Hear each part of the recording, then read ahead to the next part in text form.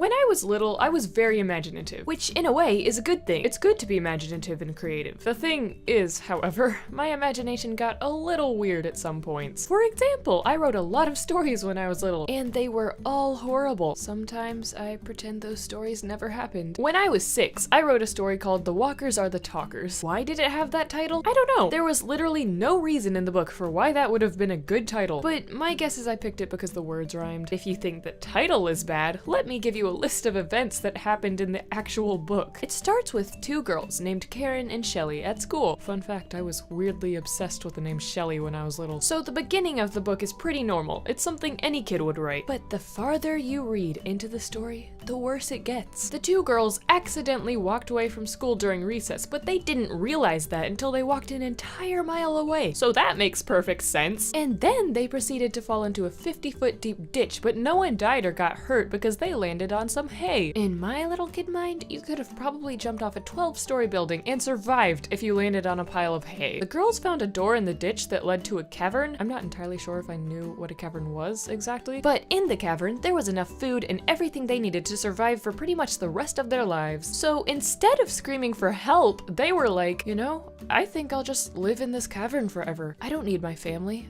or my education, or anything. I just want to live in this cavern. Note that inside the cavern there was a lake. So later on in life, the girls turn 18. They've lived many years in their special cavern. And this is just the best part of the story. So one day, a hairy man named Brian just rises up out of the lake. What makes the story worse is I drew pictures for everything that happened. So needless to say, there were some interesting illustrations. The girls should have been freaked out by this. I mean, some man just rose up out of their lake. You'd think this would be a problem. But no, all the girls do is offer to give Brian a haircut.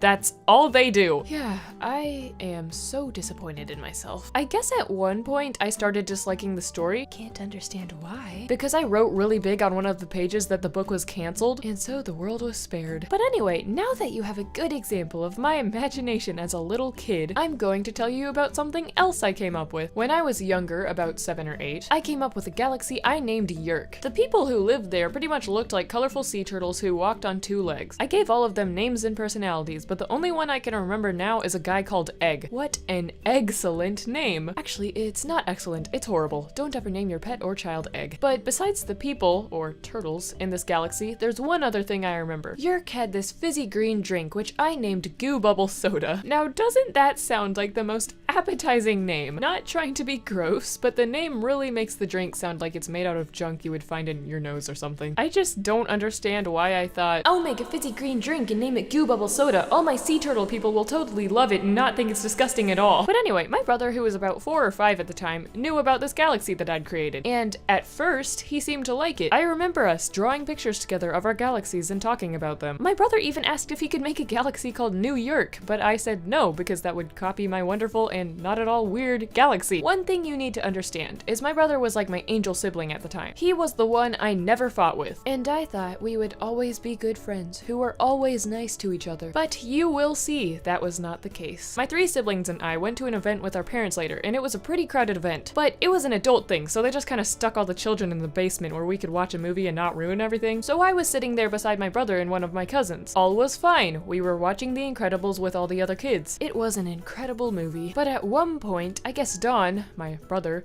thought, you know what would be so fun right now? Exposing my sister's galaxy and making her seem like a complete idiot and crushing all of her confidence and making her want to sink into the floor for the rest of her life. My brother looks at my cousin and says something like, so Elizabeth made up a galaxy she calls Yerk. There in that moment, my heart sunk. Because though I loved Yerk, I had enough sense to know that other people probably wouldn't appreciate my sea turtles and Goo Bubble Soda like I did, so I tried to get Dawn to stop talking. But before you knew it, they were both laughing and making jokes about it while I hopelessly sat there and died inside. My cousin was saying things like, hey Elizabeth, we should go upstairs and get a drink or something. Maybe they'll have Goo Bubble Soda. And I, being the awkward and shy child I was, did not know how to handle this. Not to mention, this was in a room full of other kids, so who knows who else heard about it. They would not stop laughing about this, so at one point I decided to leave the room. I ended up sadly sitting at the top of the basement stairs waiting for the party to be over. I remember hoping my mom would open the door and ask, "Why are you sitting on the stairs away from everyone else? What's wrong?" So that way I could say, "I'm here because Don has broken our friendship and he's a horrible sibling and you need to punish him." But my mom never came and the party ended after what felt like years. For the rest of the night, I held a grudge against my brother and was certain our friendship could never be the same because he was a traitor who could no longer be trusted. But the next day, everything was fine and magically back to normal. And over time, I stopped drawing my rainbow sea turtles, which was probably for the best. However, I didn't stop writing my cringy stories until years later, but that's a topic for another video. So yeah, that's the story of how I was betrayed. You know, Don, you still haven't been punished for that.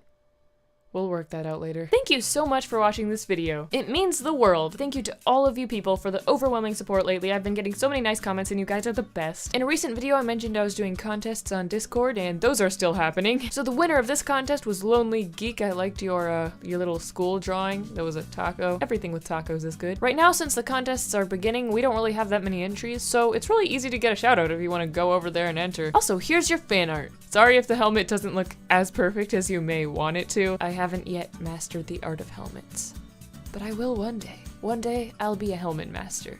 But that day isn't today. Anyway, thanks again for entering. And here's some amazing fan art. As always, thank you so much. Fan art really does mean a lot to me. I actually have an idea to one day when I get 1K subscribers, if that happens, I want to make a video and put all the fan art I've ever gotten in that video to show my appreciation because you guys are amazing in fan art. Like, literally, you don't even know how much that makes my day. You probably all think I'm over-exaggerating, but like, fan art means a lot to me, okay? Anyway, thanks again for watching. Have a wonderful, fabulous, and amazing day. Eat more tacos. Bye.